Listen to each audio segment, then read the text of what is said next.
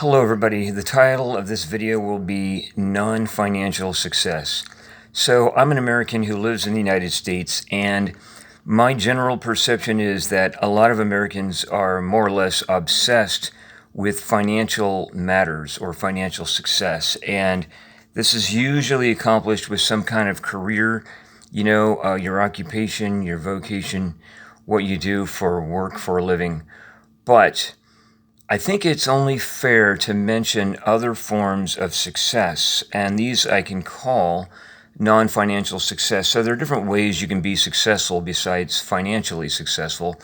And my favorite way is physical fitness, health. So I kind of combine those together. They're the sort of pretty much, I would say they're necessary to be. You can't really have your health without a decent amount of physical fitness, and vice versa. You can't really work out as well if you're not taking good care of your health with good, safe nutrition and so on. But so the first type then that we'll discuss, or I'll discuss, I'll talk about is physiological health and fitness. And sometimes people neglect that when they're seeking financial success. Like they will sacrifice their health and their fitness just to make more money. And we do live in a society in which money exists. So money was originally invented to facilitate trade. Like let's say some primitive people would trade a canoe for a bow and arrow set or something like that. Before they had money, they would have to trade directly. Like maybe somebody would trade some corn for some tools or something like that. But eventually we have money in between, so money is more versatile. It can be used to trade for a lot of different things. So money facilitates trade, but money is not always, gained or gotten, I could say, the same way. Like people can get money different ways. So it doesn't always directly represent, like labor or work. But the whole point of it, though, is because we have money in our society, we're sort of forced to need it. And so the way I look at life is, anything beyond what we need is a luxury, and America is steeped in luxury, and so are many other countries. And people are buying things that they don't really need just because they're advertised or other people are using them or buying them. And it's fun to buy things, but we don't really need a lot of stuff. It's like an addiction, And but the thing of it is, that can get in the way. All this money making and money spending and buying and working to make that money, it gets in the way of something much more fundamental, which is, again, returning, in my opinion, to this, is your own health and fitness. And everything takes time. It takes time to make money, and it takes energy to make money, but it also takes time and energy to take care of your body, to exercise and rest. And, the time that, there's time lost or taken for that, but it's good time. It's, in a way, in my opinion, it's more valuable than money, because even though you need a certain amount of money to pay for your basic needs, and you need certain, things to keep you healthy, like good food and shelter and things like that. But, your health is so much more fundamental and important. And when you have your health, you have everything. And if you're really exercising well and enough, you'll be happy with much less of the artificial material things in life that money could buy. So that's one thing I like to think about. Like if I feel like I'm not happy because even though I have enough money, I could be making more and buying more things, I really think maybe I should be exercising more, so I'll have more happiness from my physical fitness, and I can just take my time to rest and relax and exercise and eat well, eat nutritious, safe, healthy food and so on, and just have a really good, happy life. So so that form of success, I would just call it health and fitness success. The physiological aspect, to me, is fundamentally more important than the luxury, that is gotten with, money beyond what we need. But then another form of success is a bit artificial, is academic success.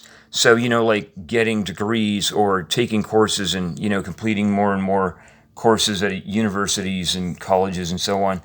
And the funny thing about this is schools were invented. So originally, the original intellectuals of society, like maybe the ancient Greeks, maybe they were just drawing diagrams in the sand and, writing in the sand and discussing ideas among themselves verbally, or using even combination of sign language and hand language and so on. But they were communicating and sharing ideas, but eventually they formed groups of, like where they were sharing and passing down information from generation to generation and stimulating each other with, ideas and so on. And then this sort of thing developed into schools, and then we had schools, and then so today we have schools and qualifications, and they have this whole thing, grades, and you have your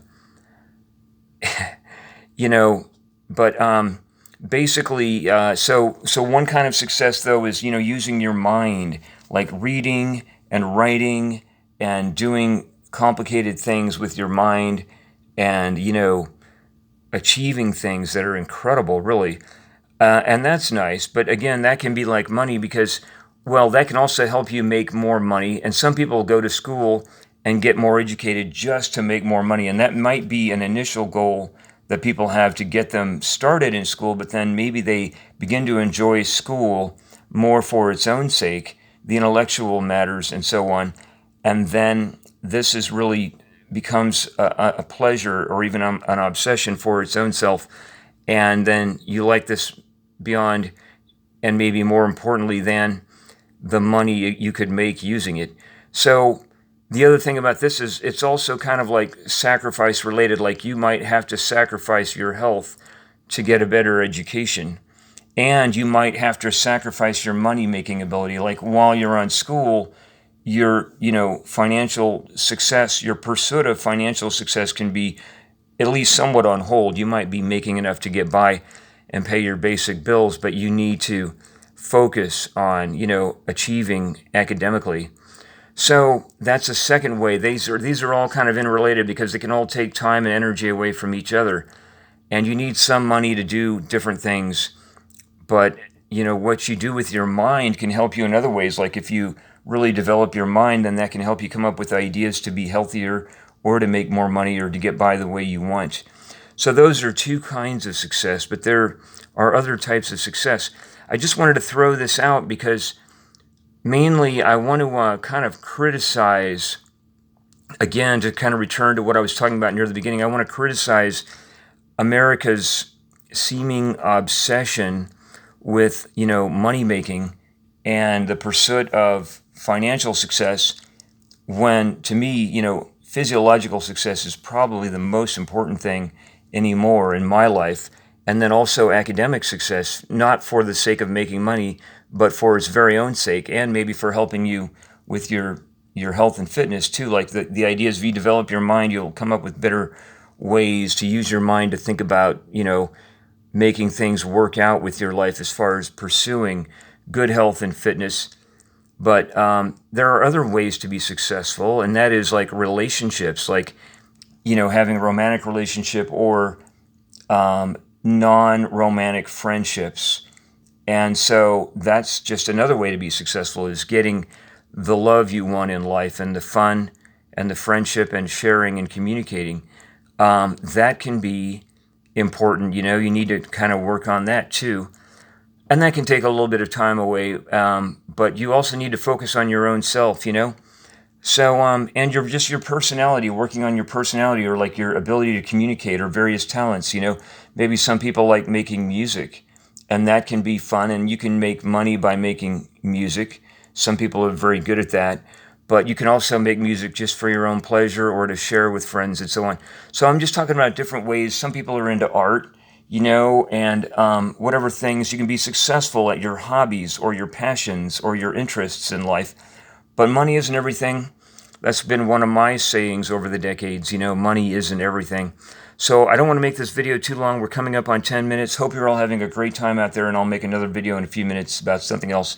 Thank you so very much. Enjoy yourselves.